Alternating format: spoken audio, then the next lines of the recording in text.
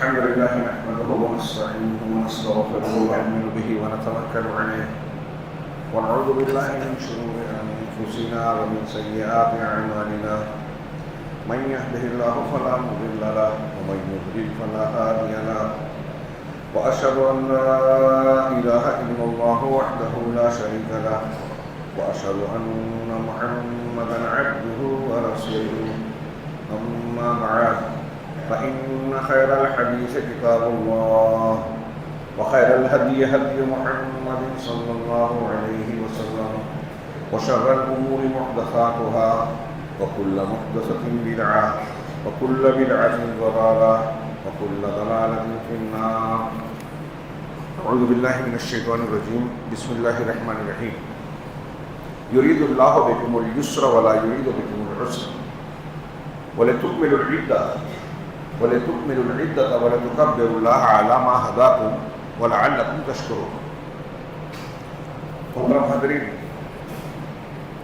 قرآن کی آخر کی نازل ہونے والی مختصر سی سورہ نصر، جس میں اللہ رب العالمین نے کہا اذا جاء نصر اللہ والفتح آخر پر. اس سورہ مبارکہ کی تفسیر میں شیخ عبد الرحمن بن ناصر السعدی رحمہ اللہ کہتے ہیں کہ اس سورہ میں اللہ کی طرف سے اپنے نبی صلی اللہ علیہ وسلم کو ایک بشارت دی گئی، ایک حکم دیا گیا اور دو اشارے کیے گئے. بشارت یہ ہے کہ عنقریب آپ کے ذریعے سے اللہ مکہ کو فتح کرنے والا ہے، اللہ کی مدد آنے والی ہے، یعنی پورے جزیرہ عرب میں اور پھر بعد میں دنیا کے مختلف حصوں میں اسلام کو غلبہ ملے گا اللہ کی مدد سے. کفر کے مقابلے میں حجت پوری ہو جائے گی اور مکہ کے فتح سے یہ واضح ہو جائے گا دنیا کے سامنے کہ یہ دین برحق ہے، یہ رسول برحق ہے صلی اللہ علیہ وسلم، اور اسے اللہ کی مدد حاصل ہے. چنانچہ اللہ نے کہا کہ جب اللہ کی یہ مدد پورے طور سے آ جائے اور مکہ فتح ہو جائے، فسبح بحمد ربک، یہ ہوئی بشارت جو بیان کی گئی کہ فتح ملنے والی ہے، مدد ملنے والی ہے. حکم یہ ہے اس فتح کے ملنے پر، اس بشارت کے حاصل ہونے پر اللہ نے حکم دیا فسبح بحمد ربک واستغفر، کہ آپ اس مدد کے ملنے پر، بشارت کے ہو جانے پر اللہ کا شکر ادا کریں. اور وہ شکر یہ ہے کہ آپ اپنے رب کی حمد اور تعریف کے ساتھ اس کی تسبیح اور پاکی بیان کریں، ساتھ ساتھ اپنے گناہ کی یا غلطی کی یا کوتاہی کمزوری کی مغفرت اور معافی طلب کریں. فسبح بحمد ربک، اپنے رب کی حمد کے ساتھ تسبیح بیان کیجیے، واستغفر، اور اس سے استغفار کرتے رہیے. انہ کان توابا، یقیناً وہ بہت توبہ قبول کرنے والا ہے، توبہ کو بہت پسند کرتا ہے. چنانچہ یہ ایک حکم ہوا، یہ اس حکم میں اشارہ ہے کہ جب آپ اس حکم پر عمل کرو گے بشارت مل جانے پر تو شکرانہ ادا ہوگا اللہ کا، اور اللہ تبارک و تعالیٰ کے شکر کے ذریعے سے نعمتیں قائم رہتی ہیں، برقرار رہتی ہیں. یہ اشارہ ہے کہ جب آپ شکر کا حق ادا کریں گے تو جو مدد اور فتح، غلبہ ملا ہے، عزت ملی ہے، یہ قائم رہے گی، اور اس میں اللہ تعالیٰ اضافہ کرے گا. لئن شکرتم لأزیدنکم، یہ قرآن کا ارشاد ہے کہ اگر تم نے شکر ادا کیا تو میں اور زیادتی کروں گا اپنی نعمت میں. چنانچہ اللہ کے نبی صلی اللہ علیہ وسلم اس سورہ کے نزول کے بعد یہ اپنے رکوع اور سجدے میں پڑھا کرتے تھے سبحانک اللہم و بحمدک. آپ نے یہ عمل کیا، اللہ کا شکر ادا کیا، اور اس کی برکت سے یہ فتح، یہ نصرت بڑھتی چلی گئی. خلفائے راشدین کے دور میں دنیا کے بیشتر حصوں میں اسلام کا حریرہ لہرا گیا، دنیا کے ایک حصے تک اسلام پہنچا، اور اس کو ایسی مقبولیت پوری دنیا میں جس رفتار سے اور جس وسعت سے ملی، دنیا میں کسی اور مذہب کو کبھی ایسی رفتار سے اتنی ترقی، اتنی وسعت نہیں ملی. اس شکرانے کا جواب. تو ایک اشارہ یہ ہوا. دوسرا اشارہ یہ ہے کہ آپ کی یعنی نبی کریم صلی اللہ علیہ وسلم کی اجل، مقررہ وقت دنیا کے اندر پوری ہو رہی ہے. آپ جس مقصد کے تحت بھیجے گئے وہ مقصد پورا ہوا، تبلیغ رسالت کا، دین کی تکمیل ہو چکی ہے. الیوم اکملت لکم دینکم واتممت علیکم نعمتی نازل ہو چکی ہے، اور آپ کی عمر بڑی فضیلت اور بڑے اونچے مقام والی ہے. قرآن میں اللہ تعالیٰ نے واحد نبی کریم صلی اللہ علیہ وسلم کی عمر، آپ کی زندگی یعنی حیات طیبہ کی قسم کھائی، لعمرک انہم فی سکرتہم یعمہون، کہ تیری عمر کی قسم۔ سورہ ہود میں یہ بیان کیا کہ یہ لوگ اپنی بدمستی میں جو ہے بھٹک رہے ہیں، سرگرم ہیں۔ تو واحد اللہ کے رسول صلی اللہ علیہ وسلم کی شخصیت ایسی ہے کہ اللہ تعالیٰ نے اس عمر کی قسم کھائی، یعنی آپ کی عمر، آپ کی حیات بڑی فضیلت رکھتی ہے، اور ہر فضیلت والے کام کا اختتام، شیخ عبدالرحمن بن ناصر السعدی یہ بیان کر رہے ہیں، میں ان کی بات کو اپنے الفاظ میں ذکر کر رہا ہوں کہ ہر فضیلت والی چیز کا اختتام اللہ کی حمد و تسبیح اور استغفار سے ہونا چاہیے، اس کے شکر کی ادائیگی کے ساتھ ہونا چاہیے۔ اور استغفار کی مناسبت یہ ہے کہ جو کچھ ہماری کاموں میں کمی کوتاہی اگر رہ گئی ہے تو اللہ اسے پورا کرے، معاف کرے۔ چنانچہ ہر فاضل کام کا اختتام توبہ، استغفار، حمد، تسبیح اللہ کے ذکر سے ہوتا ہے۔ یہ جو انہوں نے بیان کیا، نبی کریم صلی اللہ علیہ وسلم اپنے آخری عمر میں اسی پر عمل کرتے رہے۔ رکوع میں سجدے میں ام المؤمنین کہتے ہیں کہ اس سورے کے نازل ہونے کے بعد آپ رکوع اور سجدے میں کہتے تھے سبحانک اللہم و بحمدک اللہم اغفر لی، تیری حمد کے ساتھ اے اللہ تیری تسبیح بیان کرتا ہوں، اے اللہ مجھے معاف کر دے، میری بخشش فرما۔ اب آپ تھوڑا سا غور کیجئے کہ ہمیں اللہ تعالیٰ نے جو شریعت میں مختلف احکامات دیے، ان کے آخر میں بھی حمد، ذکر، صلاۃ، تکبیر اور استغفار کا حکم دیا۔ مثال کے طور پہ نماز کی جب تکمیل ہوتی ہے تو تشہد میں التحیات اور درود کے بعد ایک دعا یہ مذکور ہے، اللہم انی ظلمت نفسی ظلما کثیرا، اے اللہ میں نے اپنے نفس پر بہت ظلم کیے، ولا یغفر الذنوب الا انت، تیرے سوا کوئی گناہ معاف نہیں کرتا، فاغفر لی، لہٰذا مجھے معاف کر دے۔ یہ ہم مانتے ہیں کہ تو تواب ہے، رحیم ہے۔ پھر اسی وقت ایک اور بھی دعا کا شروع اللہ کے رسول صلی اللہ علیہ وسلم ثابت ہے، فرض نمازوں میں آپ پڑھ سکتے ہیں اللہم اغفر لی ما قدمت وما اخرت وما اسررت وما اعلنت وما اسرفت وما انت اعلم به منی انت المقدم وانت المؤخر لا الہ الا انت۔ اس میں بھی بخشش طلب ہے، جو میں نے کھلے چھپے آگے پیچھے علانیہ چھپ کر جو بھی گناہ کیا ہے پروردگار مجھے معاف کر، یہ بھی بخشش۔ سلام جیسے ہی ہم پھیرتے ہیں تو تکبیر کے بعد 3 مرتبہ استغفر اللہ۔ ابھی ہم نماز پڑھ رہے ہیں، نماز اللہ کا فرض ہے، اسے ادا کیا ہم نے، اور نماز پڑھنے کے بعد معافی مانگنے کا کیا مطلب ہے؟ وہی مقصد کہ اگر کوئی کوتاہی ہے تو اسے درگزر فرما۔ یہ ہوا نماز میں۔ حج کے اختتام پر اللہ تبارک و تعالیٰ نے قرآن فرمایا ثم افیضوا من حیث افاض الناس، یہ آخر میں، پھر جہاں سے لوگ لوٹتے ہیں وہیں سے تم بھی لوٹو، یعنی میدان عرفات سے۔ 9ویں تاریخ کو غروب آفتاب کے بعد تمام حجاج عرفات سے لوٹ کر مزدلفہ آتے ہیں، اسی کو کہا اللہ تعالیٰ نے۔ اور پھر اس کے بعد کیا کہا؟ جہاں سے لوگ لوٹتے ہیں وہاں سے تم لوٹو، واستغفر اللہ، اور اللہ سے مغفرت طلب کرو، ان اللہ غفور رحیم، یقیناً اللہ بہت بخشنے والا نہایت مہربان ہے۔ آگے فرمایا اسی کے آگے فَإِذَا قَضَيْتُم مَنَاسِكَكُمْ، اب جب تم اپنے حج کے اعمال و ارکان کو پورا کر لو، فَاذْكُرُوا اللَّهَ كَذِكْرِكُمْ آبَاءَكُمْ، تو اللہ کا ذکر کرنا شروع کرو، خوب ذکر۔ مینا میں جب قیام ہے 11ویں 12ویں 13ویں تک، 12ویں تک بھی ہوتا ہے، تو اس میں اللہ کہہ رہا ہے جب اپنے حج کے ارکان پورا کر لو تو ایسے اللہ کا ذکر کرو جیسے تم اپنے آباء و اجداد کا کیا کرتے ہیں۔ کفار مکہ حج کے موقع پہ جب مینا میں قیام کرتے تھے تو اپنے حج کے اعمال سے فارغ ہو کر اپنے باپ دادا کے کارنامے اور خوب ان کا بڑا پن، ان کی بڑائیاں بیان کرتے تھے۔ اللہ کہہ رہا ہے ویسے تم اللہ کا ذکر کیا کرو۔ اختتام عمل میں پہلے استغفار کہا عرفات سے لوٹنے کے بعد، اور پھر اس کے بعد کہا اللہ کا خوب ذکر کیا کرو۔ اسی طریقے سے اللہ تبارک و تعالیٰ نے مجلس کے اختتام پر دعا بتائی رسول اللہ صلی اللہ علیہ وسلم نے کہ اگر کسی مجلس میں آپ بیٹھے ہیں، گفتگو، بات چیت، ہنسی مذاق جو بھی آپ کی ہے، تو اس کے اخیر میں اگر آپ یہ کلمات کہتے ہیں، ختم مجلس کی دعا کے نام سے جو مشہور ہے، اس کے علاوہ بھی کچھ دعائیں ہیں، اللہم اقسم لنا ما من خشیتک والی جو دعا ہے، اور اسی طرح جو ہم پڑھتے ہیں سبحانک اللہم و بحمدک، تو جو یہ پڑھ لے گا مجلس میں جو کوتاہی، کمی، غلطی، گناہ ہوا ہے اللہ اسے معاف کر دے گا۔ سبحانک اللہم و بحمدک اشہد ان لا الہ الا انت استغفرک و اتوب الیک۔ سارا زندگی کا مقصد، تینوں چاروں مقصد بنیادی اس میں سمٹا ہوا ہے۔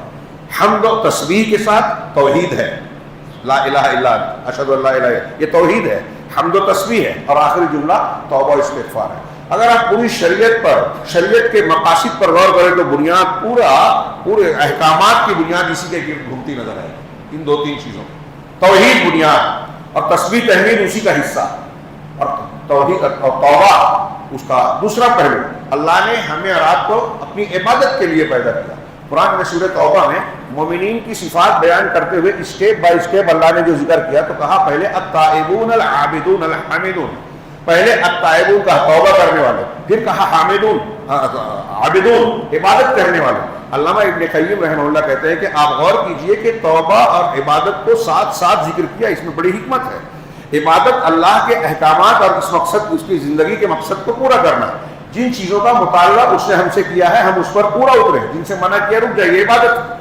تو رک جانا جو ہے وہ توبہ ہے، کرنا جو ہے وہ عبادت ہے، یعنی وہ ایک ہی پہلو کے دو رخ ہیں اور ہماری زندگی کے مقصد کا حصہ ہے۔ اللہ تعالیٰ، اللہ کے رسول نے فرمایا لو لم تذنبوا، اگر تم گناہ نہیں کرو گے لذهب اللہ بکم، تو اللہ تمہیں ختم کر دے گا، ولجاء بقوم، اور ایک ایسی قوم کو لائے گا، ایسے لوگوں کو یذنبون، گناہ کا ارتکاب ان سے ہوگا، فیستغفرون اللہ کما قال، تو اللہ سے گناہ غلطی کرنے کے بعد مغفرت طلب کریں گے، اللہ انہیں فیغفر اللہ لهم، اللہ انہیں بخش دے گا۔ یعنی ہم کو انسان بنا کر اللہ نے جو برائی کا مادہ رکھا ہے اس میں غلطی، لغزش، خطا اگر ہوتی ہے تو اس سے توبہ مقصود ہے اللہ، اور آدم کی، ابلیس کی یہی پہچان تھی۔ اور اعمال کے اختتام پر توبہ، اسی لیے وہ جو میں نے ابھی آیت پیش کی کہ دین کے راستے میں چلنا ہے تو توبہ کرنا ہے، نماز میں، حج میں، اعمال میں، درمیان میں بھی توبہ کرنی ہے۔ اللہ تعالیٰ نے جگہ جگہ حکم دیا استغفار، توبہ کرتے رہو۔ انبیاء کرام میں سے جتنے انبیاء کا ذکر قرآن میں ہے ان کی دعاؤں کا ذکر ہے، کوئی ایک نبی بھی شاید ایسا ملے جس نے توبہ نہ کی، حالانکہ وہ معصوم ہے، پھر بھی توبہ کیوں؟ اس لیے کہ توبہ اللہ کی پسندیدہ عبادت ہے، اللہ سے قریب کر کے، اللہ کو بے حد، اللہ یحب التوابین، خوب توبہ کرنے والوں کو اللہ خوب پسند کرتا ہے، تو اللہ کو پسند ہے۔ چنانچہ یہاں بھی حکم دیا، ختم مجلس میں بھی اسی طریقے سے آپ دیکھیں گے کہ ہر فضیلت والے کام کے آخر میں یہ حکم دیا گیا۔ ہم لوگ اس وقت ماہ رمضان کے آخر میں ہیں، جس کے دن کے روزے کو فرض کیا گیا تھا، رات میں قیام کو، یعنی قیام اللیل جسے تراویح کہتے ہیں، اس کو مشروع اور مستحب بنایا گیا۔ اس کے علاوہ بھی اس مہینے میں نیکیوں کی، اللہ کے راستے میں خرچ کرنے کی، توبہ و استغفار کی، لوگوں کے ساتھ حسن سلوک اور عبادات کی بڑی اہمیت ہے، اعتکاف ہے۔ ان ساری چیزوں کو ہم نے انجام دیا، یہ اللہ تبارک و تعالیٰ کی توفیق اور اس کے انعام کا ہی حصہ ہے کہ اسی نے ہمیں یہ رمضان عطا کیا، اس کی برکتیں نازل کی۔ لمبی بات ہو جائے گی اگر میں یہ کہوں کہ یہ امت محمدیہ کے امتیازات میں سے ہے، اس کی نمایاں خصوصیات کا حصہ ہے۔ وہ حدیث یاد کیجئے کہ اہل توراۃ، اہل انجیل نے ایک ظہر سے، فجر سے ظہر، پھر ظہر سے عصر تک کام کیا، ان کو اللہ نے ایک ایک قرات دیا، قیامت کے دن دے گا۔ اور امت محمدیہ عصر سے مغرب تک کرے گی، جو سب سے تینوں میں سب سے مختصر وقت ہے، ان کو بدلہ دو قرات ملے گا۔ وہ کہیں گے اہل توراۃ انجیل کہ ہم کو ایک ایک جبکہ ہم نے کام زیادہ کیا، اور ان کو دگنا جبکہ انہوں نے کام کم کیا۔ تو اللہ تعالیٰ کہے گا کہ کیا میں نے تمہاری اجرت میں کوئی کمی کی؟ وہ کہیں گے نہیں، تو کہے گا اللہ تعالیٰ ذالک فضلی، یہ میرا فضل ہے، اوتی ہے من اشاء، میں کسے چاہوں۔ تو اس کم وقت میں زیادہ اجرت کا ایک مظہر رمضان مبارک ہے۔ ایسے بہت سے اعمال ہیں صبح و شام کے، اب فجر کی نماز پڑھ کے جگہ پہ بیٹھے رہے، ہیلے نہیں، اور اس کے بعد سورج کے بلند ہوتے ہی 2 رکعت پڑھ رہے اشراق کی، ایک حج ایک عمرے کا پورا پورا ثواب۔ ایسے کتنے فضائل ہیں کہ اس امت کو کم عمر میں، کم وقت میں، کم عمل پر اللہ بڑے اجر و ثواب سے نوازتا ہے۔ اب اللہ نے ہمیں یہ موقع دیا رمضان المبارک کا، اس میں ہم نے روزے رکھے، عبادتیں کی، جو بھی ہم سے ممکن ہو سکا، لیکن ہم انسان ہیں، ہمارے ارد گرد میں جو حالات ہیں، اور خاص طور سے آج کے موجودہ حالات میں تو ہم محسوس کرتے ہیں کہ بڑی کوتاہیاں ہیں۔ یا تو ہم سے عمل ہی کم ہوتا ہے، قیامت کی نشانی بتائی گئی عمل کم ہو جائے گا، وَيَنْقُصُ الْعَمَلُ، تو اس کو میں کئی طریقے سے سمجھتا ہوں۔ ایک تو یہ کہ آدمی شریعت کے احکامات پر عمل ہی کم کرے گا، دوسرا یہ کہ کچھ لوگ ایسے ہوں گے جو بظاہر بہت عمل کر رہے ہیں لیکن سنت کے مطابق نہیں ہے، تو ان کا عمل ہے ہی نہیں، تو ان کا بھی عمل نہیں رہا۔ تیسرا یہ ہے کہ عمل کر رہے ہیں سنت کے مطابق بھی ہے لیکن اس میں اخلاص نہیں ہے, نیت کا خلوص نہیں ہے. رمضان کے روزوں اور تراویح کی جس کو قیام اللیل کہا گیا عمل میں شرط لگائی ہے اللہ کے رسول نے, ایمان و احتسابا, من صام رمضان ایمان و احتسابا, من قام رمضان اور من قام لیلۃ القدر, تینوں جگہ ایمان و احتسابا, ایمان و احتساب کے ساتھ یعنی اللہ پر یقین ہے اور ساتھ ہی ساتھ اللہ سے ثواب کی امید ہے, دنیا کے لیے نہیں, رواج کے طور پر نہیں, لوگوں کی دیکھا دیکھی نہیں, اللہ کے لیے اخلاص کے ساتھ. اب ان چیزوں پر غور کیجئے اور اپنا جائزہ لیں کہ رمضان کے اختتام میں کیا ہمیں یہ لگتا ہے کہ اللہ تبارک و تعالیٰ نے ہمیں بھی رمضان میں ان خوش نصیبوں میں شامل کر دیا جنہیں جہنم سے آزاد کرتا ہے. یہ کوئی چھوٹا انعام نہیں ہے, اور اگر یہ انعام ہم نے حاصل نہیں کیا, اللہ سے بخشش نہیں کروا لی, تو آپ نے بار بار سنا ہے کہتے جبرائیل اور اللہ کے رسول صلی اللہ علیہ وسلم, ایک نے بد دعا دی اور دوسرے نے آمین کہا, سید الملائکہ اور سید المرسلین نے, کہ جس کو رمضان مل جائے اور اس نے اپنی بخشش نہیں کروانی رب سے تو وہ اللہ کی رحمت سے دور, اس پر لعنت ہے, اور جس پر لعنت ہو رحمت سے دور ہے, اور جو رحمت سے دور ہے نہ دنیا میں چین سے رہ سکتا ہے نہ آخرت میں بچ سکتا ہے. تو اب غور کی جائزہ لیں, کیا ہم نے رمضان المبارک کے اعمال کو اس طرح انجام دیا ہے؟ ہمارے لیے اصلی عید, اصلی خوشی کا دن یقیناً اسی وقت ہوگا جب ہم نے ایسی عبادتیں کی ہیں جو اللہ سے ہمیں قریب کر دے, اللہ کے نزدیک ہمیں محبوب بنا دے, بخشا گیا بنا دے. مجھے وہ جملہ یاد آتا ہے جو نبی کریم صلی اللہ علیہ وسلم نے حضرت کعب ابن مالک رضی اللہ تعالیٰ عنہ سے کہا تھا. ہاں, حضرت کعب کا لمبا واقعہ بخاری میں, بخاری مسلم دونوں میں لمبا واقعہ کہ انہوں نے غزوہ تبوک میں پیچھے رہ گئے تھے, شریک نہیں ہوئے, لمبی تفصیل بیان کی. پھر جب آپ لوٹے اور لوگوں سے پوچھنے لگے تو انہوں نے بتایا کہ میرے پاس کوئی عذر نہیں تھا. دو اور صحابی تھے. اللہ کے رسول نے کہا کہ ان کا معاملہ اللہ پہ چھوڑ کے ملتوی کیا جاتا ہے اور بائیکاٹ کا اعلان کرتے ہیں کہ کوئی مسلمان ان سے کلام سلام نہیں کرے گا. مسلمانوں میں کوئی ان سے رخ ملانے والا نہیں رہ گیا. اپنے چچا زاد بھائی جو ان کے بچپن کے دوست ان کے چھپ چھپا کے ان کے پاس گئے, سلام کیا منہ پھیر لیا, سلام کیا منہ پھیر لیا. تیسری مرتبہ کہا کہ میں اللہ اور رسول سے محبت نہیں کرتا. تو انہوں نے کہا کہ اللہ اور رسول بہتر جانتے ہیں.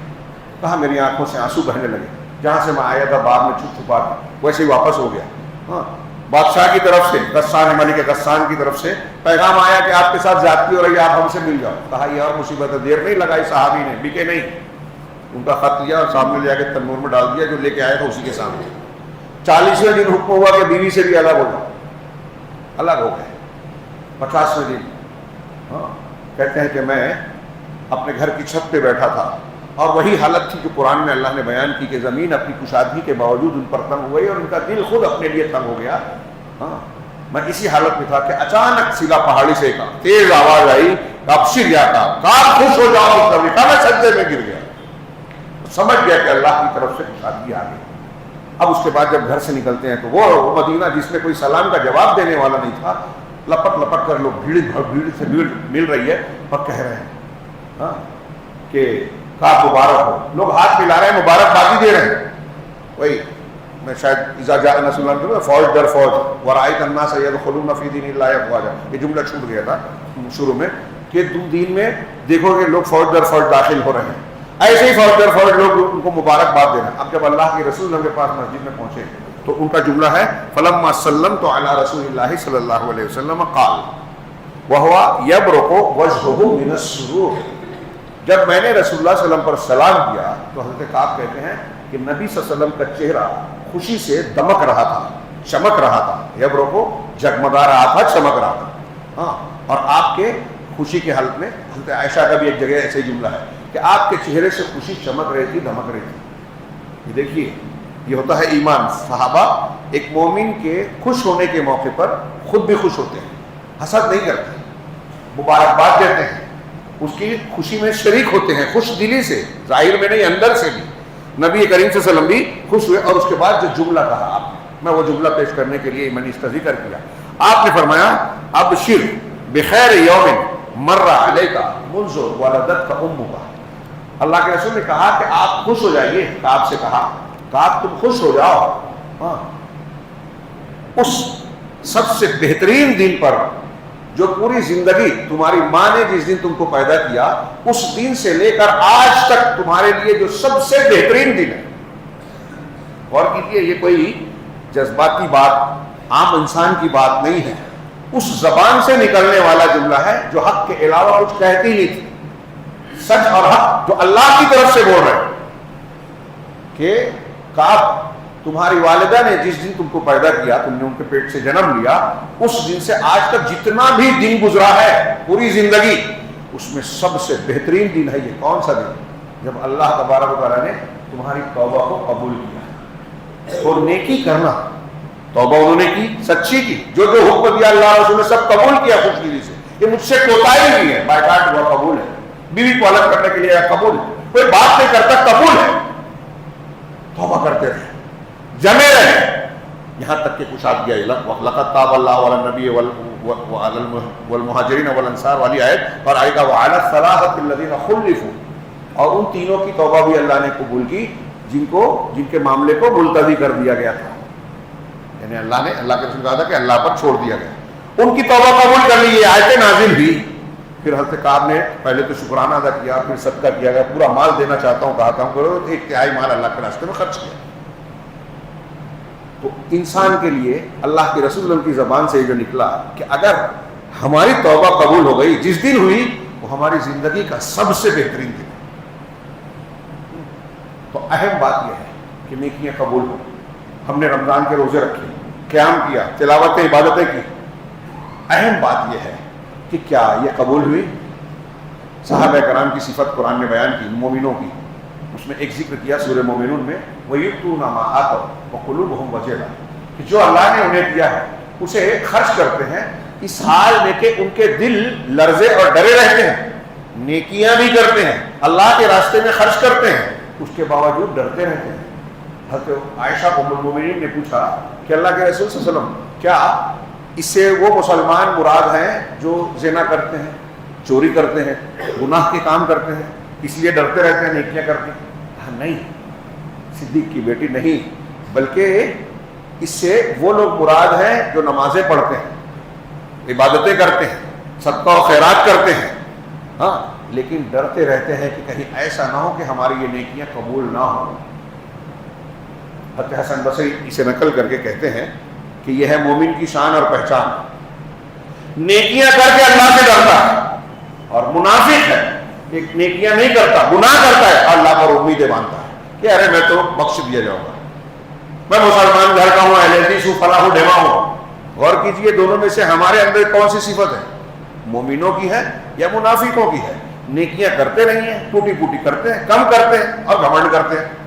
یا ہم نیکیاں کرنے کے بعد ڈرتے ہیں صحابہ کرام کی طرح, ان لوگوں کی طرح جن کی صفت اللہ تعالیٰ نے قرآن میں بیان کی کہ نیکیاں کرتے بھی ڈرتے ہیں. تو یہ غور کرنے کی بات ہے. اور اس اختتام کے موقع پر ہی اللہ تبارک و تعالیٰ کا مزید یہ احسان ہے, انعام ہے. رمضان دیا, رمضان کی عبادتیں دی, جنت کے دروازے کھول دیے, جہنم کے بند کر دیے, جہنم سے آزادی ہر رات میں دیتا ہے.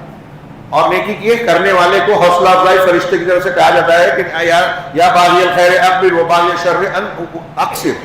اس کے بعد جب پورے مہینے کی محنت یا عمل جو ہم نے کیا, اس کے اخیر میں اللہ تعالیٰ نے جہاں سورہ بقرہ میں رمضان کے احکامات بیان کیے, رخصتیں بتائیں کہ اگر تم پر پورا مہینہ روزہ فرض ہے, بیمار ہو, مسافر ہو تو چھوٹ ہے, یہ حالت میں چھوٹ ہے. اس کے آخر میں فرمایا یرید اللہ بکم الیسر, اللہ تمہارے ساتھ آسانی چاہتا ہے, ولا یرید بکم العسر, تمہارے ساتھ مشکل اور تنگی نہیں چاہتا.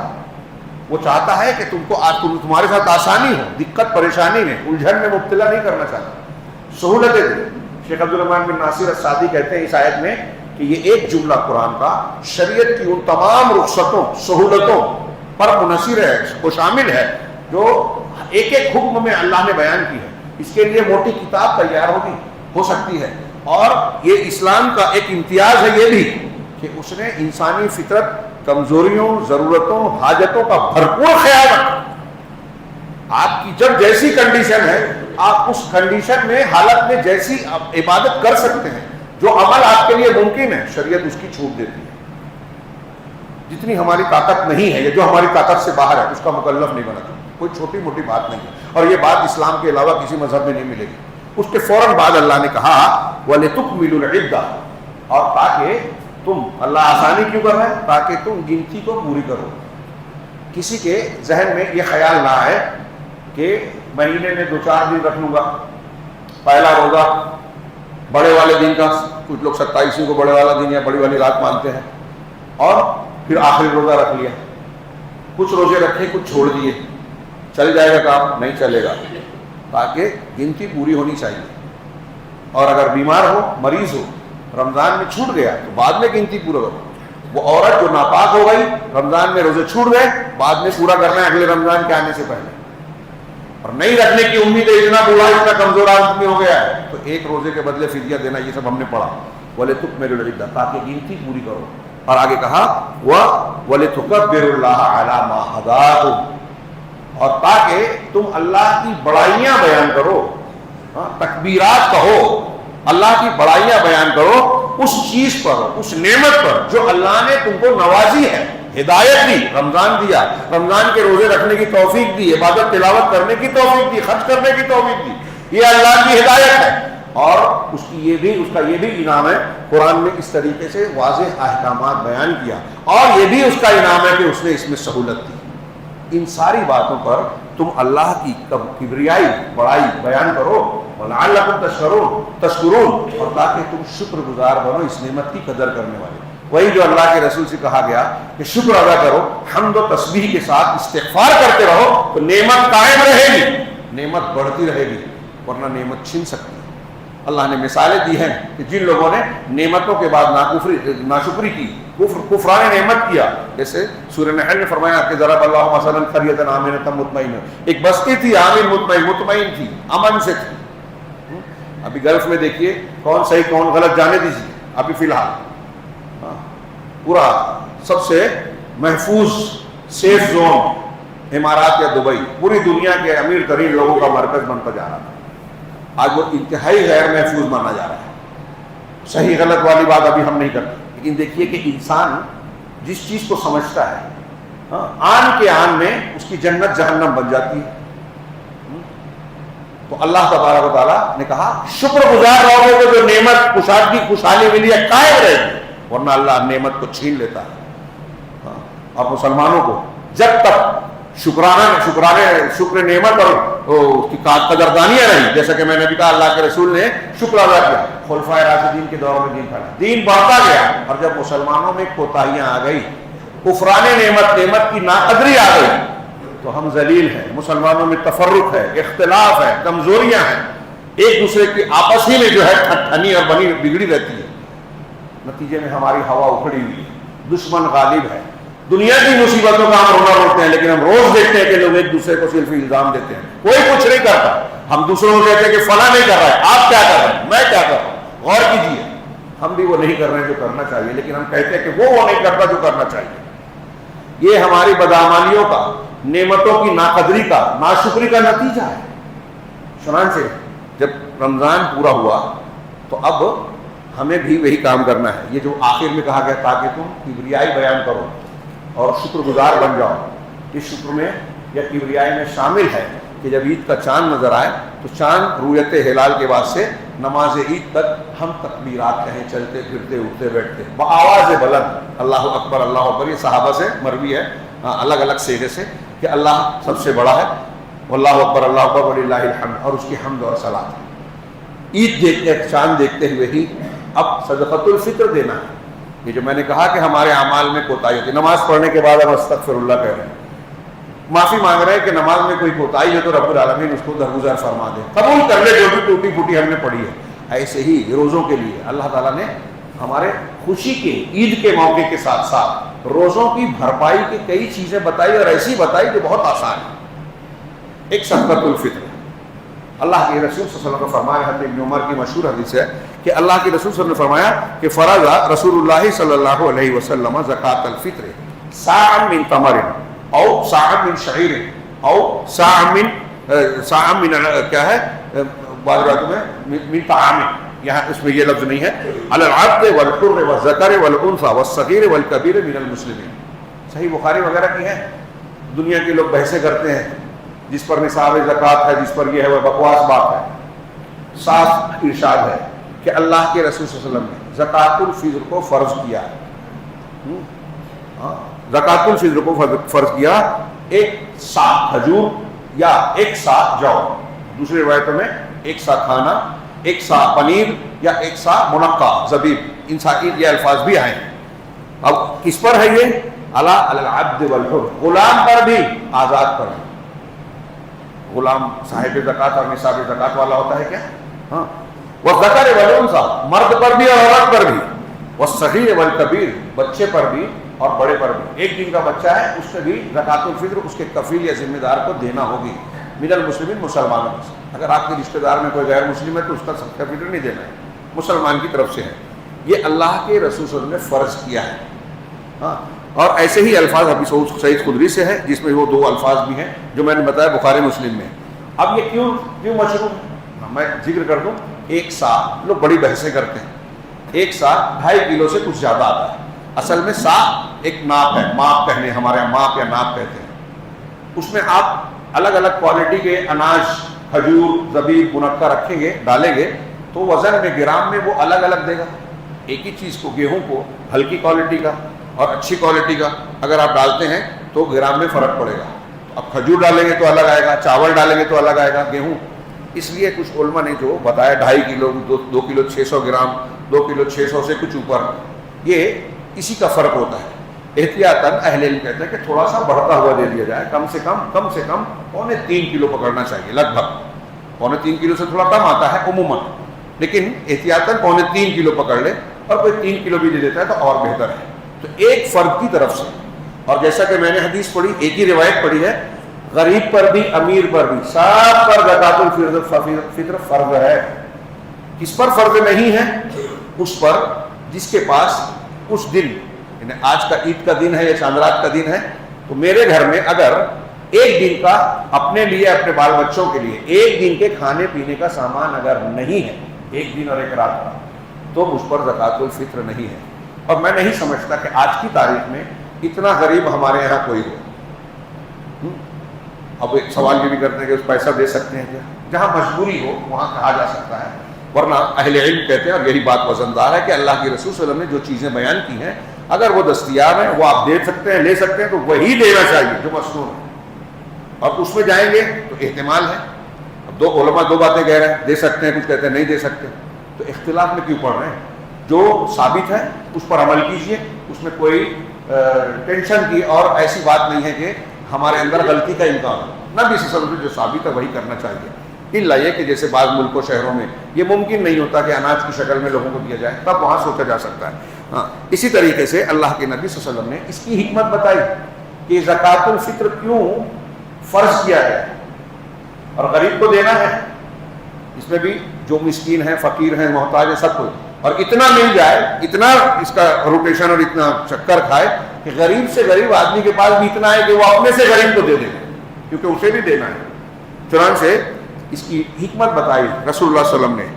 حسن درجے کی بعض اس کو صحت کے درجے تک پہنچے. اللہ کے رسول نے فرمایا کہ فرض رسول اللہ صلی اللہ علیہ وسلم زکوٰۃ الفطر، اللہ کے رسول صلی اللہ علیہ وسلم نے زکوٰۃ الفطر کو فرض کیا. کیا ہے؟ تحرۃ للصائم من اللغو والرفث وترحمۃ للمساکین، کہ یہ اس لیے فرض کیا کہ لوگوں کے لیے، یعنی جو روزے دار ہیں، روزے کے اندر جو لغو باتیں اور فحش باتیں سرزد ہوتی ہیں، اس سے روزے کو صاف کر دیا جائے. 2.5-3 کلو میں ہم نے مہینے کے آخر میں غربا میں تقسیم کیا. پورے مہینے کے روزے میں جو ہم سے کچھ ایسی باتیں روزے کی حالت میں، جب تک ہم روزے کی حالت میں ہیں عبادت میں ہیں، جب تک اعتکاف میں ہیں عبادت میں ہیں، تو اب عبادت کی حالت میں کبھی کبھی ہم انسان ہیں، کچھ ایسی باتیں ہو جاتی ہیں جو ادب عبادت کے خلاف ہیں. تو لغویات کا سرزد ہو جانا، ہنسی مذاق اور اس طرح کی باتیں، اللہ کے رسول نے فرمایا یا اللہ کی طرف سے ہم کو یہ انعام ہے کہ آپ یہ صدقۃ الفطر ادا کرتے ہیں تو وہ کمیاں اللہ دور کر دے گا، یہ اس کا کفارہ ہے. کتنی بڑی بات ہے، یہ چھوٹی موٹی بات نہیں ہے. یہ روزے دار کے لیے جو ہے رفث اور لغو سے پاکی کا ذریعہ ہے. وہ طعمۃ للمساکین، اور مسکینوں کے لیے کھانا ہے. عید کے موقع پر اناج کھانا گھر گھر پہنچ جائے. ہاں، کپڑے نئے نہ ہو آدمی کے لیے چل سکتا ہے، لیکن اگر گھر میں فاقہ ہو تو عید نہیں ہو سکتی. لہذا صدقۃ الفطر کے نظام کو اللہ تعالیٰ نے رسول اللہ صلی اللہ علیہ وسلم نے ایسا بنایا کہ عام بستیاں اگر ہیں اور مسلمانوں کی ایک اچھی خاصی تعداد ہے تو کوئی گھر اس دن ایسا نہیں رہے گا جہاں کھانے کا یا فاقے کا مسئلہ ہو. چنانچہ اس کو یہ بتایا کہ اس کی یہ حکمت ہے. اس کے علاوہ عید کے تعلق سے کچھ احکامات ہیں. وقت زیادہ ہو گیا ہے, میں صرف ایک دو کا اشارہ کر دوں, باقی چیزیں عام طور سے بیان کی جاتی رہتی ہے کہ عید گاہ میں جب نکلنے سے پہلے کھجور کا کھانا اللہ کے رسول کی سنت ہے, پاک عدد میں کھائی جائے. نبی کریم صلی اللہ علیہ وسلم عید کے لیے نکلنے سے پہلے کھجور کھاتے تھے اور عید الاضحیٰ کو خالی پیٹ جاتے تھے, واپس آ کے کوشش کرتے تھے قربانی کا گوشت کھائیں, اس سے شروعات کی جائے. اور اس کے علاوہ اس دن عورتوں کے لیے بھی مشروع کیا جائے. ام عطیہ رضی اللہ تعالیٰ عنہ کی روایت بخاری مسلم اور تقریباً تمام حدیث کی کتابوں میں ملے گی کہ ہمیں اللہ کے رسول صلی اللہ علیہ وسلم نے حکم دیا کہ ہم نخرج العواتق والحیض الی المصلی, کہ ہم نوجوان لڑکیوں کو بھی اور حائضہ عورتوں کو بھی حائض عیدگاہ کی طرف مصلی کی طرف نکالیں. یہیں سے یہ بھی ہے کہ نماز عید عیدگاہ میں پڑھنا افضل ہے. کوئی عذر ہو تو مسجد میں, ورنہ عیدگاہ میں پڑھنا چاہیے. چنانچہ عیدگاہ کی طرف عورتوں کو بھی نکالا جائے. عیدگاہ میں 2 رکعت شکرانہ, ابھی میں نے بتایا ایک کفارہ ہے یہ زکوٰۃ الفطر, اور 2 رکعت نماز لعلکم تشکرون کا نتیجہ ہے. اور چلتے پھرتے اللہ کی حمد و ثنا بیان کرنا. گویا یہ شکر کیسے ہوتا ہے؟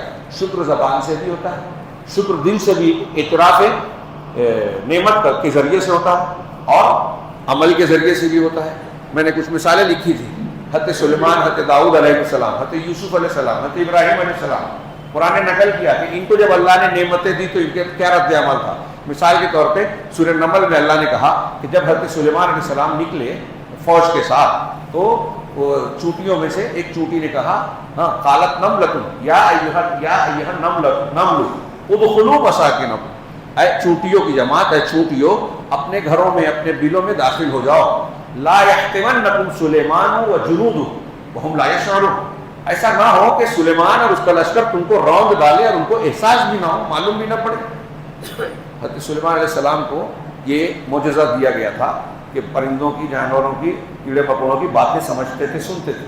وعلمنا منطق الطیر قرآن میں ہے. تو یہ بھی ایک احسان تھا. جب حضرت سلیمان علیہ السلام نے حضرت چونٹی کی یہ بات سنی, ہم نہیں سن سکتے, اللہ نے انہیں سنایا, تو اللہ حضرت سلیمان علیہ السلام کے بارے میں قرآن نے کہا فتبسم ضاحکا, وہ مسکرا کر ہنس پڑے, ہنستے ہوئے مسکرائے, یا کچھ لوگ ترجمہ کرتے ہیں مسکرا کر ہنس پڑے. اور اس کے بعد گھمنڈ نہیں کیا کہ دیکھو ہماری تو یہ حیثیت ہے, میرا ایسا لشکر ہے جس میں جن بھی ہیں, پرندے بھی ہیں, چرندے بھی ہیں اور انسان بھی ہیں, آپ چوٹیوں کی اور جانوروں کی زبان جانتا ہوں. گھمنڈ نہیں کیا, بلکہ کیا کہا قال رب اوزعنی ان اشکر نعمتک التی انعمت علی. یاد کر لیجئے یہ دعا, بہت شاندار دعا ہے, یاد کیجئے, بچوں کو یاد کرائیے ترجمے کے ساتھ. رب اوزعنی ان اشکر نعمتک التی انعمت علی, کہ پروردگار مجھے اس بات کی توفیق دے کہ میں تیری اس نعمت پر شکر ادا کروں جو تو نے مجھ کو دیا ہے, نعمت مجھ پر کی ہے. وعلی والدی, اور جو میرے والدین پہ کی. وان اعمل صالحا ترضاه, اور وہ عمل کروں جس کو تو پسند کرتا ہے, جس سے تو خوش ہوتا ہے. کتنی پیاری دعا ہے. جو نعمت مجھ کو اور میرے والدین کو دی اس پر شکر کی توفیق دے, اور میں وہ نیک عمل کروں جسے تو پسند کرتا ہے. وادخلنی برحمتک فی عبادک الصالحین, اور مجھے تو اپنی رحمت کے ذریعے سے اپنے صالح بندوں میں, نیک بندوں میں شامل کر لے. کتنی زبردست دعا ہے. ساری باتیں آ گئی. یہ جب اتنی قبول ہو گئی, چند انبیاء کی دعائیں, قرآن کی دعائیں, اس سے بہترین کوئی دعا نہیں ہے. اس کی بلاغت, فصاحت, ضرورت آپ محسوس کریں گے تو دنیا کے کسی انسان کے تجربے کی یا بنائی ہوئی دعا کے پیچھے نہیں بھاگیں گے. خیر, تو اور بھی دعائیں ہیں, میں اس کو چھوڑتا ہوں, وقت زیادہ ہو رہا ہے, اس لیے یہ بیان کریں کہ عیدگاہ میں عورتوں کو نکالا جائے. روزے ہم نے رکھے ہیں, عورتوں نے بھی رکھے ہیں. روزے, نمازیں انہوں نے بھی پڑھی, تراویح انہوں نے بھی پڑھی, ذکر اذکار تلاوت انہوں نے بھی کیا, اللہ کے راستے میں خرچ انہوں نے بھی کیا. عید کی خوشی منانے کا حق انہیں بھی ہے. اور عید کی خوشی کپڑے نہیں ہیں, سوئیاں نہیں ہیں, یہ تو ظاہر میں اللہ تبارک, جہاں جو ہمارے یہاں سوئی کھاتے ہیں وہاں کہیں عرب میں کچھ اور کھاتے ہیں, میل جول ہوتا ہے, یہ الگ چیز ہے. تو یہ خوشی کے اظہار کا, ہاں آپ کو استطاعت ہے تو عید کے دن نیا لباس پہننا، خوشبو لگانا، سرما لگانا، یہ مستحب ہے، پسندیدہ عمل ہے، مشروع کیا گیا ہے، ضروری نہیں ہے۔ ضروری ہے عیدگاہ جانا، زکوٰۃ الفطر دینا، ہاں یہ ضروری ہے، فرض ہے ہر مسلمان پر۔ عیدگاہ جانا مردوں کے ساتھ ساتھ عورتوں پر بھی فرض ہے، واجب ہے۔ لوگوں نے دروازے ہی بند کر دیا۔ ابھی ایک کلپ سن رہا تھا، ایک جاہل جو اس کو لوگ علامہ سمجھتے ہیں، وہ کسی اہل حدیث کو دیکھا تو اس پر کہہ رہا تھا کہ اس کا مذاق اڑایا، ارے یہ عورتوں کو بھی عیدگاہ لے جاتے ہیں، بتائیے عالم کیسے بنا؟ کوئی حدیث کی کتابوں نہیں جائے گی اس سے خالی نہیں ملے گی، اس حدیث سے کہ اللہ کے رسول اللہ نے حکم دیا۔ مسجد میں نماز پڑھنے کے تعلق سے یہ بات صحیح ہے کہ گھر میں پڑھنا افضل ہے، لیکن اگر کوئی عورت مسجد جانا چاہے تو کوئی آدمی روک نہیں سکتا۔ اللہ کے رسول نے بائنڈنگ پابندی لگا رکھی ہے کہ آپ روک نہیں سکتے۔ لا تمنعوا اماء اللہ عن بیوت اللہ، اللہ کے گھروں سے اللہ کی بندیوں کو روکو نہیں۔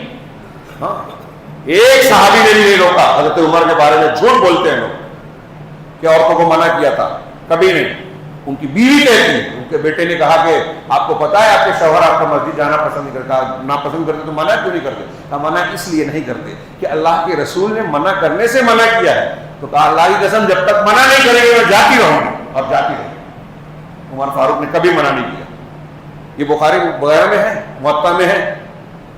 پتہ نہیں لوگ مسلک زیادہ پڑھتے ہیں، حدیث کو دیکھتے ہی نہیں ہیں۔ تو بہرحال عورتوں کو عیدگاہ لے جایا جائے، یہاں تک کہ اس میں کہا حیض والی عورتیں، تو اس میں حدیث میں ہی وضاحت ہے کہ یہ جو گندی ناپاکی والی عورتیں ہیں یہ نماز کی جگہ سے مصلی سے الگ رہیں گی۔ وَيَشْهَدْنَ الْخَيْرَ وَدَعْوَةَ الْمُسْلِمِينَ، خیر میں اور مسلمانوں کی دعا میں شریک رہیں گی۔ تکبیرات کہیں گے، یہ جو ابھی کہا لِتُكَبِّرُ اللَّهَ، اس میں یہ تکبیرات بھی شامل ہیں، عیدگاہ تک جانے کے لیے شامل ہے۔ اور اسی لیے پیدل چلنے والے جو چل سکتے ہیں ان کے لیے بہتر ہے کہ پیدل چل کر جایا جائے، اس میں اجر و ثواب ہے، مسلمانوں کے شعار اور شوکت کا مظاہرہ ہے، اللہ کی تکبیرات اور اس کی بڑائیوں کا اعلان ہے، اس میں بڑی حکمتیں ہیں، بڑے فضائل ہیں، اجر و ثواب۔ چنانچہ عورتوں کو بھی نکالا جائے اور اس میں مسجد میں شریک کیا جائے۔ نماز عید کا طریقہ اور یہ چیزیں میں سمجھتا ہوں اس کو بیان کرنے کی ضرورت نہیں ہے۔ بہرحال ہم رمضان کے اس آخری مرحلے میں ہیں، جو گھڑیاں بچی ہیں اس میں ان احکامات کو یاد کر کے اور یہ جائزہ لیجئے، محاسبہ کیجیے کہ ہم سے کوئی کوتاہی، کوئی غلطی، کوئی کمزوری تو نہیں ہوئی ہے۔ اللہ تبارک و تعالیٰ نے جو ہے جو توبہ استغفار کا جو فائدہ کہ بس ایک آیت پڑھ کر میں اس پر بھی بولنا چاہتا تھا، موقع نہیں ہے۔ ایک آیت پڑھ کر صرف ترجمہ کر رہا ہوں کہ توبہ استغفار توحید کے فائدے کیا ہیں، اور دنیا میں آج لوگوں کی کیا حالت ہے، مسلمانوں کی کیا حالت ہے۔ آپ کوئی بھی آج چینل اٹھائیے، اخبار اٹھائیے تو پوری دنیا تشویش میں ہے، یہ ہو جائے گا تو کیا ہو جائے گا، گیس پر آگ لگی ہے، ہاں جو ہے تیل پیٹرول انرجی کے سپلائی کا تار جو ہے رک گیا ہے، فیکٹریاں بند ہو گئی ہیں، بند ہو رہی ہیں، اور ایسا ہو رہا ہے ایسا ہو رہا ہے۔ ابھی ایک گیس فیلڈ جلی جس میں 20% دنیا کا جو گیس سپلائی ہے وہ رک گیا، اور کئی سالوں تک وہ ٹھیک نہیں ہو پائے گا۔ دنیا فکر مند ہے، مختلف قسم کے عذاب ہیں، ہاں حکومتوں کا سیاستوں کا جھگڑا ہے، بے ایمانیاں ہیں، نہ جانے کیا کیا ہے، ہماری اپنی کوتاہیاں ہیں، لڑائیاں ہیں، غیبت ہے، ایک دوسرے کی حسد جلن، نہ جانے کتنے مسائل۔ اللہ تبارک و تعالیٰ نے ان کا حل جو بتایا ہے، روحانی حل، یہی رمضان کے روزے، تقویٰ، ایمان، توحید، توبہ، استغفار، یہ ہمارے مسائل کا حل ہے۔ لیکن ہم ان روحانی علاجوں کو علاج سمجھتے ہیں، ہماری لاجک میں نہیں آتا کہ ہم اللہ سے مانگیں گے، دعا کریں گے، کیسے ہوگا۔ پڑھتے ہیں، سنتے ہیں کہانی کی طرح، 3 لوگ غار میں پھنس گئے تھے، دہانا بند ہو گیا، چٹان آ گئی تھی، کوئی کرین نہیں تھی، کوئی سبب نہیں تھا، کوئی فون نہیں تھا کسی کو بولے کہ بھائی ہم یہاں پھنسے نکال دو، بس اللہ کا کنیکشن تھا۔ دعا مانگی، تینوں نے اپنے نیک عمل، تھوڑا تھوڑا اتنا سرک گیا پہاڑ کا ٹکڑا، ایک چٹان، کہ یہ لوگ نکل سکے۔ دعا سے چٹان سرک سکتی ہے، ہمارا مسئلہ نہیں حل ہو سکتا۔ حضرت یونس علیہ السلام مچھلی کے پیٹ میں تھے، کون سا کنیکشن تھا؟ دعا کا، اللہ کا، اللہ سے مانگا، اللہ نے نکال دیا۔ مچھلی کے پیٹ سے معجزہ بھی ہے، تو غور کیجئے، یہ روحانی اسباب ہے۔ یہاں میں ایک آیت کوئی پڑھوں، شروع میں سورہ ہود کی پہلی آیت سے 30 آیت تک پڑھی، الف لام را، اگر تفصیل بیان کریں تو دوسرے سے کنیکٹڈ ہے۔ اللہ نے بتایا کہ یہ کتاب احکمت آیاتہ ثم فصلت، یہ قرآن ہے، کتاب ہے اللہ کی، جس کی آیتوں کو مضبوط پختہ کیا گیا، پھر اس کو پھیلا کر وضاحت سے بیان کیا گیا. ہاں میں تفصیل میں نہیں جا سکتا. من لدن حکیم خبیر, حکمت والی اور خبردار, جو ہر چیز کی خبر رکھنے والی ذات ہے, اس کی طرف سے حکمت والی ہے. تو جو احکامات دے رہا ہے بہت صحیح دے رہا ہے, ہمارے فائدے کی دے رہا ہے, ہر چیز کو اس کے مقام پر رکھتا ہے. حکیم ذات کا یہی ہے. اور خبیر ہے, تمہارے حالات کو جانتا ہے, تمہارے انجام کو جانتا ہے, اس لیے وہ چیزیں دے رہا ہے جو تمہارے مسائل کا حل ہے. تو آگے کہا کہ اب کیا یہ حکم کیا دیتا ہے قرآن, کس لیے اتارا اللہ نے؟ اللہ تعبدوا الا اللہ. سب سے پہلے کہ اللہ کے یہ کہ تم اللہ کے سوا کسی کی عبادت مت کرو. یہ توحید ہے, بیس یہ ہے, بنیاد یہ ہے. یہ نہیں ہے تو سب بیکار ہے. اللہ کی توحید. اننی لکم منہ نذیر و بشیر, میں اللہ کی طرف سے تمہارے لیے ڈرانے والا اور بشارت دینے والا. ڈرانے والا ہوں اللہ سے, اس کے عذاب سے, اس کی پکڑ سے, ان لوگوں کے لیے جو شریعت کو, دین کو, قرآن کو نہیں مانتے. ہاں ان کے لیے ڈرانے والا, اور بشارت دینے والا ان کے لیے جو شریعت کو, قرآن کو, رسول کی بات مانتے ہیں. ان کے لیے جنت کی, دنیا اور آخرت دونوں جگہ کامیابی, اور ڈرانے والا دنیا اور آخرت دونوں جگہوں کی سزا. دین کی ساری باتیں سمٹتی ہیں. میں ڈرا رہا ہوں تو میں رسول ہوں. کس کتاب سے؟ اس کتاب سے, یہ اللہ کا نازل کردہ ہے. توحید اختیار کرو. دین کی ساری بنیادیں آ رہی ہیں. اگلا جملہ کہ پہلا یہ کہ توحید اختیار کی جائے. دوسرا وَأَنِ اسْتَغْفِرُوا رَبَّكُمْ ثُمَّ تُوبُوا إِلَيْهِ, اور یہ کہ تم اپنے گناہوں کی جو ہو چکا اس کی معافی مانگو اپنے پروردگار سے, اور پھر اس کی طرف پلٹو, توبہ کرو, اس کی طرف متوجہ ہو. یعنی شرمندگی, ندامت کے ساتھ توبہ کرو, پکی سچی توبہ کر کے آئندہ میں غلطی گناہ نہیں کروں گا. 3 باتیں ہوئی. توحید اختیار کرو, اللہ سے ڈرو, توحید اختیار کرو, توحید اختیار کرو, اور استغفار کرو, توبہ کرو. توبہ اور استغفار جب دونوں ساتھ میں استعمال ہوتے ہیں تو دونوں کے معنی پہ فرق کیا جاتا ہے. استغفار کا مطلب یہ ہوتا ہے جو ماضی میں غلطیاں ہو گئی ہیں اللہ اس کو معاف کر دے, ڈھانپ دے. ایک ہمارے جزائر کے بہت بڑے سلفی عالم ہیں شیخ عبد الملک رمضانی, بڑی پیاری بات کہی ہے اس پر. انہوں نے کہا کہ دنیا میں ہم کہتے ہیں, سنتے ہیں, اور صحیح بھی ہے, گیا وقت پھر ہاتھ آتا نہیں. جو گزر چکا ماضی ہے وہ ہمارے قابو سے باہر ہو گئے, اب وہ ہمارا اختیار میں نہیں ہے نا. لیکن شریعت اسلامیہ نے, اللہ نے ہمیں ایک ایسا عمل دیا ہے کہ ہم اپنا ماضی سدھار سکتے ہیں. کیسے؟ استغفار کر کے. جب آپ استغفار کریں گے سچے دل سے, اس کی شرطوں کے ساتھ, دل سے, یقین سے, توبۃ نصوح جس کو قرآن نے کہا, سچی خالص توبہ, یا ایھا الذین آمنوا توبوا الی اللہ توبۃ نصوحا. تو اللہ تبارک تعالیٰ نے کہا کہ استغفار کرو. آپ استغفار اگر کر رہے ہیں تو اپنی غلطیوں کو جو ماضی میں جا چکی ہے اس کو سدھار رہے ہیں. اور بعض مرتبہ اگر توبہ استغفار بہت مضبوط ہو, اس کے بعد نیک عمل ہو, تو قرآن نے کہا ہے کہ تمہاری نیکی برائیوں کو اللہ نیکیوں سے بدل دے گا. قرآن نے کہا یبدل اللہ سیئاتہم حسنات, کہ اللہ ان کی سیئات کو حسنات سے بدل دیتا ہے. سورہ فرقان میں کہا.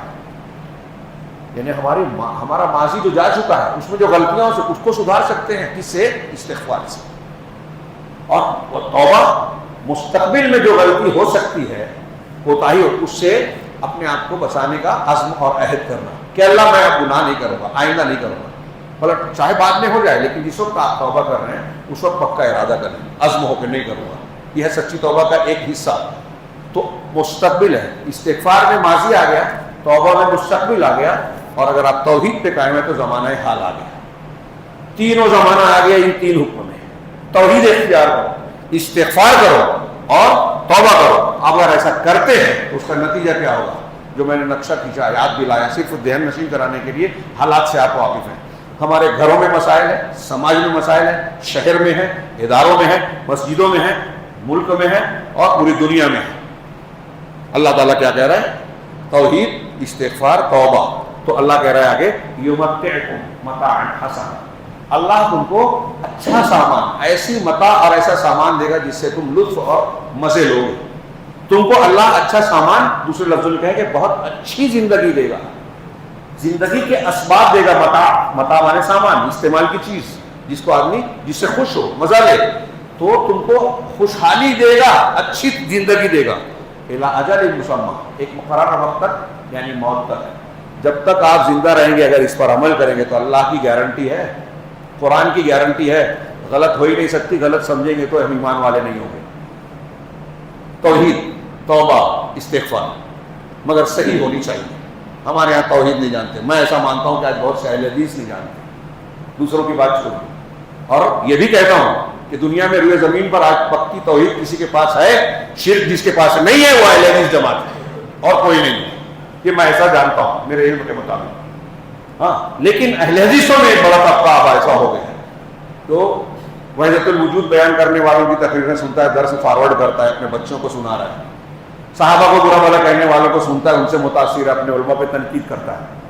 ایسی گمراہیاں جو یہود و نصارہ کی لانچ کی ہوئی ہے, روافظ کے ایجنٹ ہمارے درمیان ہیں. ابھی جنگ کے معاملے میں دیکھ لیجیے جو لوگ تائید کر رہے ہوں روافظ کی کسی بھی شکل میں ایسا مانتا ہوں کہ انہوں نے توحید سمجھی ہی نہیں. توحید سمجھتے تو یہ بھی جانتے کہ کس بنیاد میں کسی کی تائید ہوتی ہے, کس سے دوستی ہوتی ہے, کس سے دشمنی اور مخالفت کی جاتی ہے. اللہ کا دشمن کہیں کوئی اچھا کام کر رہا ہے دکھ رہا ہے, ایک دشمن دوسرے دشمن سے لڑ رہا ہے, پوری تاریخ میں یہ لوگ قتل عام کرتے ہیں مسلمانوں کا اور آج بھی کر رہے ہیں. دونوں کا مقصد ہدف اصلا ایک ہے, سعودی کو جڑ سے اکھاڑ دینا. کہ ابھی ایک اسکلپ آئی ہے, سن لیجیے, میرے موبائل میں ہے, کہیں ملے گی آپ, کہ جب ہمارے امام کا خروج ہوگا مکہ میں جائیں گے, سب سے پہلے خادم الحرمین کو ماریں گے, پھر مدینہ جانے کے بعد 10,000 کے ساتھ بیعت لے کے, وقت زیادہ ہو گیا معاف کیجیے گا, بس 1-2 منٹ. ہاں تو وہاں جا کے اللہ کے رسول کے پہلے سے عمر ابو بکر کی وہ نام نہیں لیا اس نے, دونوں کو اکھاڑ کر سولی چڑھائیں گے. پھر ایک دوسری جگہ پر ایک قبر ہے, اس میں سے نکال کے حضرت عثمان کو ان کو لا کے سولی چڑھائیں گے.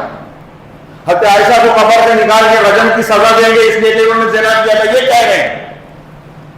حضرت امام مالک کہتے ہیں کہ براءت کی آیتیں جو نازل ہوئی واقعہ عشق کے بعد سورہ نور میں جو ہے, ان آیتوں کے نازل ہونے کے بعد اگر کوئی حضرت عائشہ صدیقہ پر تہمت لگاتا ہے تو وہ کافر ہے, اس لیے کہ وہ قرآن کا انکار کر رہا ہے, اللہ کا انکار کر رہا ہے, رسول کی بے عزتی کر رہا ہے. اور یہ لوگ وہ کرتے ہیں. ان کے ملک میں ابو بکر عمر عائشہ حفصہ نام نہیں رکھنے کی اجازت نہیں ہے. ہم لوگوں میں سے کوئی اس کو سوشل میڈیا میں دیکھتا نہیں ہے. روز سنی مسلمانوں کو قتل کرتے ہیں, کوئی نہیں جانتا.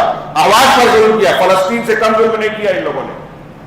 شام میں, یمن میں قتل عام کے لاکھوں لوگوں کو قتل کیا. تائید کرنے لگے صرف اس لیے کہ یہودیوں سے اور عیسائیوں سے امریکہ ان سے لڑ رہا ہے.